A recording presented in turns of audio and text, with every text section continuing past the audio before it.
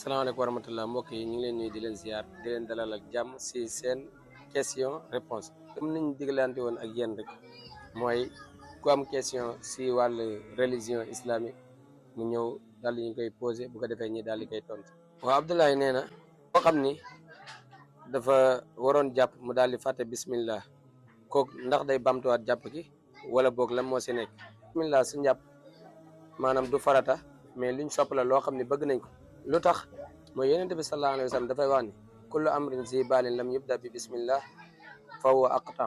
yonent bi sallallahu alayhi wa sallam dafay wax ni bépp mbir bu am solo boo xam ne jullit bi da koy def te commencé wuñ ko bismillah na jàpp ni barke bu fi nekkoon yàlla suñu borom da koy dagg.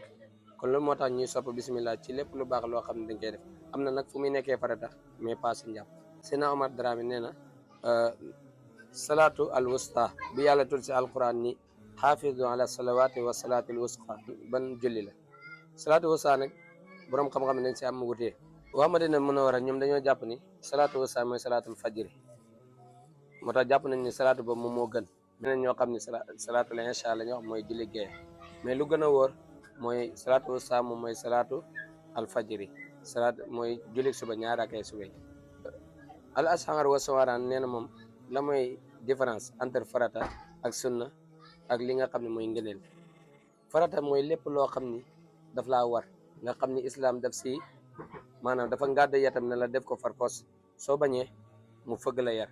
par exemple tey julli dafa war julli boo ko deful islam lan la wax mooy ne boo ko tuubul balaa ngaa dee boobaa mën na la dugal safara. kon dugal bu mu lay dugal safara ak mbugal bi muy mbugal mooy yar. kon farata mooy loo xam ne mënul ñàkk comme ni ñu koy jàngalee moom ak lu war parfois dañuy dëppoo parfois duñ dëppoo. sunna nag mooy loo xam ni Yonent bi sallallahu alayhi wasallam moo ñu ko digal mais nag yeggul si degré farata bi maanaam boo ko bàyyi woon moo xam na nga ko fàtte wala loolu boobaa li lay fekk si farata doo si fekk. comme par exemple lu mel ni nuyoo sunna la bu fekkoon da nga ko bàyyi koroon doo si am bàkkaar waaye nag def nga loo xam ni luñ sib la.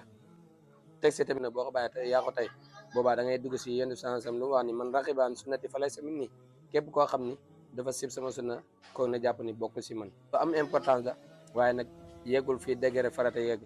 nga neel nag mooy loo xam ne moom dañaa sopp rek nga def ko bi maanaam boo ko defee da nga si am tiyaaba mais boo ko deful dara du la si war. bu dee sunna sax parfois am na fu muy toll day mel ni lu xaw a war nga def ko mais nag bu fekkee ngëneel mooy li ñu la sopp loo xam dañ laa digal si sa coobare bopp ngir nga def ko am si ay tiyaaba mais boo ko deful dara doo si war. kon nag gars yi ñu ngi leen jox dig si yeneen question incha allah di leen xaar di leen jaajëfal yéen ñi nga xam ne yéen a posé question